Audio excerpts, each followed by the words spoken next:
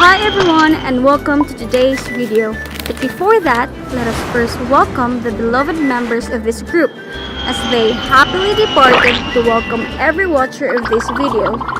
And for everyone's information, they had collaborated their own unique ideas in making this video creative and successful.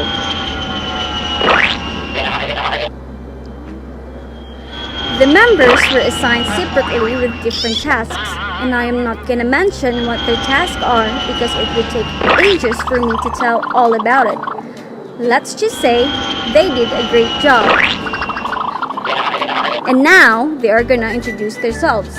Aloha, my name is Krisha Giliana, soon to be a chemical engineer. Hi, I'm Justin Marujo Bosto, becoming second year this June. Hi, I'm Christine Gail Palas and I'm taking up Bachelor of Science in Chemical Engineering. Oh, hi!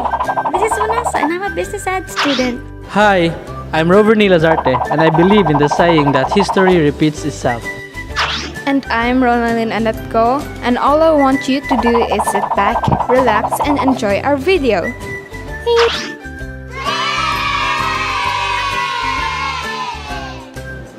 Without further ado, let's get started. The world is changing fast. Every country demands a great leader to attain its common goal. Someone who just dreamt for a corruption-free country, but later became the 9th president of the Philippines after Carlos P. Garcia. Even though he had a tough life in his past, he still managed to excel academically. He prided himself in being the conscience of the common man, and his so-called incorruptibility served as an inspiration to his people. And this man is named as Diosdado Macapagal.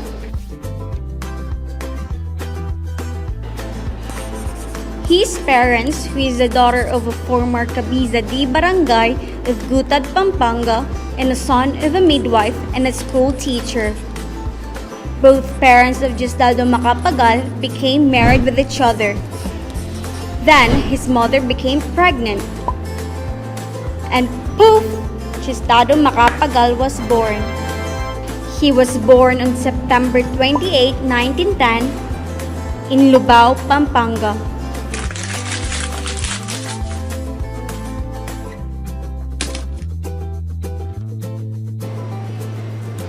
Let's talk about Diosdado's family background. Diosdado's mother was named Romana Pangan Macapagal and his father, Urbano Macapagal Y. Romero. His parents had 5 children and Diosdado Macapagal was the 3rd child.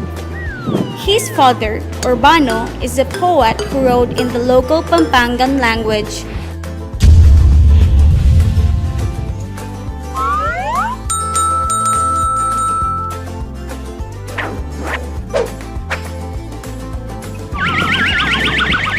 Diosdado's family earned extra income in raising pigs and accommodating boarders in their home.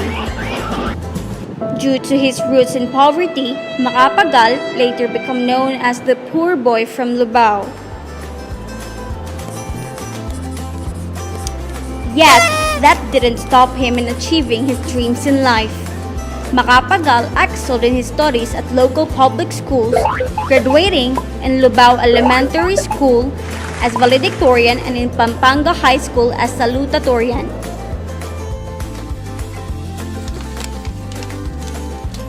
After finishing elementary and high school, he later then attended University of the Philippines to complete his pre-law course as a scholar.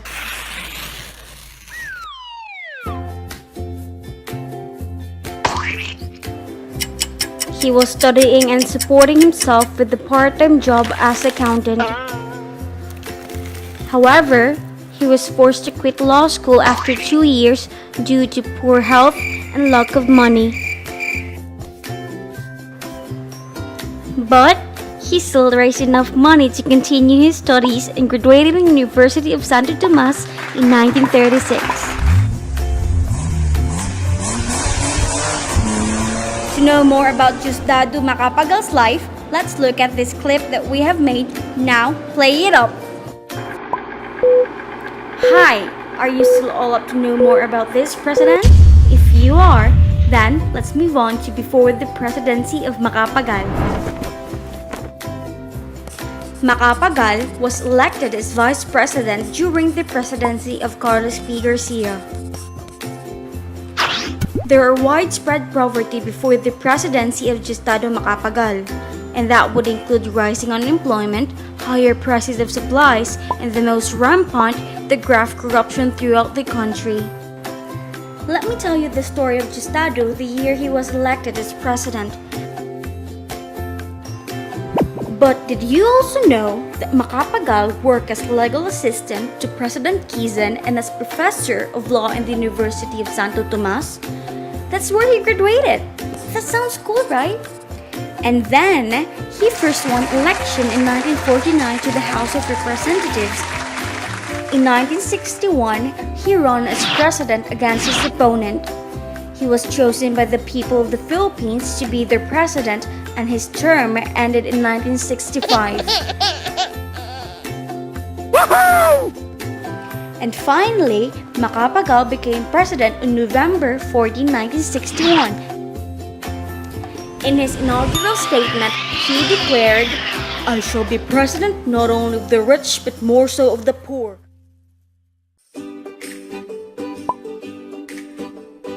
Do you know some of Justado Macapagal's propagandas? If you do, then that's good to hear.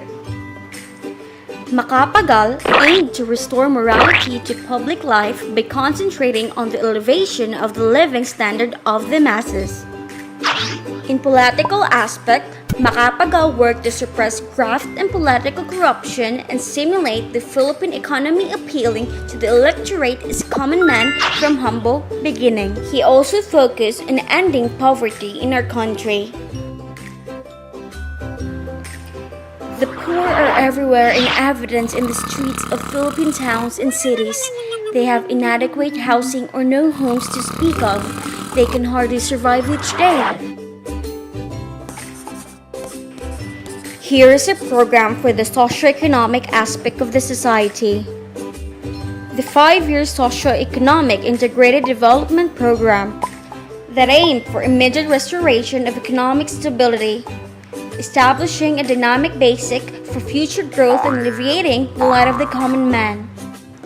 He also promises to erase that line between the wealthy and the unfortunate. The success of Macapagal's program in free enterprise would be helpful and necessary for the government to render active assistance in its implementation by the citizens. Macapagal also aimed to restore morality to public life by concentrating on the elevation of the living standard of the masses. Terrorism? Oh no, sounds scary! But leave it up to President Macapagal since he established anti-terrorism. Moving on, let's also talk about Macapagal's achievements and works. First, in cultural programs. Macapagal promoted the usage of the native language in our diplomatic credentials such as passports and stamps. He also released an order that the Filipino language should be used in traffic signs and in naming typhoons. You should at least know that it was Macapagal who changed the date and the reason why we are celebrating our Independence Day in June. His administration changed the date of Philippine independence from July 4 to June 12. Macapagal also has achievements not just in cultural aspects but also in agricultural programs. His achievement in this field also includes the discovery of miracle rice and also the major development in history of land reform in the Philippines. In socioeconomic program, the removal of control was to provide only a fundamental setting in which Macapagal could work out economic and social progress. He also implemented the New Era program to lift the government and stabilize Philippine peso through economic projects that could strengthen foundation of currency. Justado then signed the minimum wage law by raising the minimum wage for certain workers. He also established a Philippine Veterans Bank for the veterans who fought with every inch of their being and every drop of the blood of wounded. There was also the formation of the SIDA to organize, revive, encourage, and promote the establishment of cottage industries and to promote standardization of cottage industries product. Macapagal also proposed for the formation of Mapilindo for the Greater Malayan Confederation for Malaysia, Philippines, and Indonesia. Here are some dilemmas of the Philippine government during Macapagal's presidency. First is the low living standards of the masses because Macapagal wasn't able to effectively maximize the programs for the people to alleviate poverty. Second is the lack of economic stability and employment, which makes him look quite bad as the leader of the country, contrary to what he was supposed to be seen as. Third is the devaluation of the Philippine peso during his term that causes the root of our country's problem. Macapagal announced his retirement from politics following his 1965 loss to Marcos. In his retirement, Macapagal devoted much of his time in reading and writing. He published his presidential memoir, authored several books on government and economics, and he also wrote a column for the Manila Bulletin newspaper.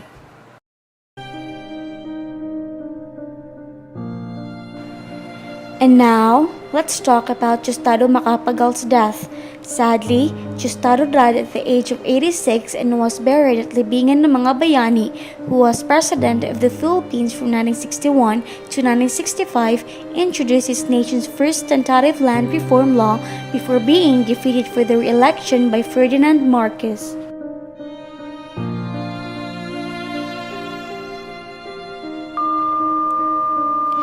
Diosdado died April 21, 1997 at Makati Medical Center after a heart attack.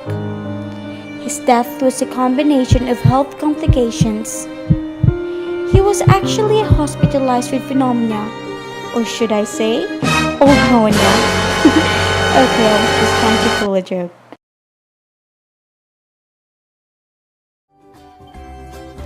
Here are some of the notable legacy of Macapagal for his 4-year service in the Philippine government. As chief executive, he yielded to pressure from IMF and liberalized through exchange and import controls. He also devalued Philippine peso in effort to stimulate the sagging economy through greater sugar exports. In 1963, his government passed a Land Reform Act that said having landless peasants was contrary to public policy and shall be abolished. But inadequate appreciations and opposition from landlords resulted in a little change. Macapagal aimed to restore morality to public life by concentrating on the elevation of living standard of the masses. He formulated socio-economic programs that includes restoration of economic stability and establishment of a dynamic basis for future growth. Macapagal abolished the economic controls that had been in operation since 1948. He lifted foreign exchange controls and reduced tariff rates on essential consumer goods. Decentralized the industry in the provinces. He invested greater power in provincial and local governments as a step to democratic institution growth. Macapagal instituted a public lands clearance program to make new farmlands available for immediate use. Land reform program is to replace the abusive and unjust tenancy system inherited from colonial times. The positive result of this program is that it improves the local living conditions of the rural poor. Another legacy of Diosdado Macapagal is the foreign policy, which displayed an eccentric course. He affirmed that he would never recognize Communist China despite what other nations might decide. Do you still want to know more about our 9th president? Here are some facts about Diosdado Macapagal.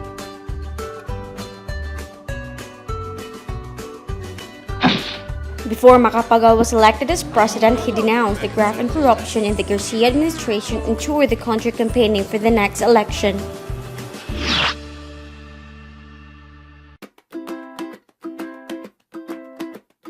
He was also the 5th president of the Philippine Republic in office. He left a mark as the only social reformist president we have had in the second half of the century, with his even greater achievement, that of changing the date of the Philippine independence from July 4 to June 12. Also related to well-to-do Licad family through Diosdado's mother Romana, was the second cousin of Maria Vitug Licad, grandmother of renowned pianist Cecile Licad. Diosdado is a distant descendant of Don Juan Macapagal, a prince of Tondo, who was a great-grandson of the last reigning of Lacandula. His grandmother, Scholastica, who was the midwife at his birth, felt that he was going to amount to something and so named him Diosdado, meaning God-given. He was also known by his nickname, the Incorruptible, because of fighting corruption in the country. Although Macapagal prided himself in being the conscience of the common man, he failed in preventing his administration from being wrecked by the Stonehill scandal in 1962, revealing massive government corruption and racketeering that involved almost the whole bureaucracy and Congress. His so-called incorruptibility that served as an inspiration to his people failed to solve decisively the major social and economic problems of the nation. During his entire term, however, none of what he promised or wanted was really achieved. This makes him look quite bad as a leader of the country. He's the type of person who's more in talk rather than action. That is why he is rated just high enough to pass, but not high enough to be considered as a good president. However, Macapagal's political legacy lives on in his daughters, both of whom followed him into politics, and their names are Gloria Macapagal Arroyo and Celia Macapagal Salgado. Thanks for watching! The time travel of Diosdado's days finally ends here. Oh, that's Captain America! Bye!